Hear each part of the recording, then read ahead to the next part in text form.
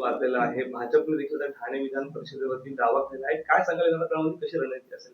भारतीय जनता पार्टीच्या कार्यकर्त्यांचा आमचा आग्रह आहे, कारण की या ठिकाणी सदस्य संख्या जी आहे ती भारतीय जनता पार्टीची आहे.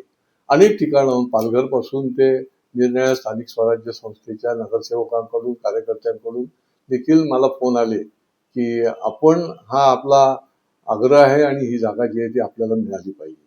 प्रत्येक वेळेला युतीच्या सगळ्या चर्चेमध्ये ठाण्याचा बळी जाता कामा नये ही देखील एक भूमिका वाटते कार्यकर्त्यांची. आणि त्याच्यामुळे आणि लॉजिकली देखील आपण बघितलं तर ही जागा द्यायला काहीच हरकत नाही भारतीय जनता पार्टीला. जवळजवळ 444 नगरसेवकांची संख्या आहे. लोकसभेला देखील आपण मोठ्या मनाने दिलं ना. लोकसभा ही भारतीय जनता पार्टीचे जास्त आमदार होते, 6 मध्ये 4 आमदार होते, तरी देखील भारतीय जनता पार्टीने लोकसभेची जागा देखील दिली की मित्र पक्षाला.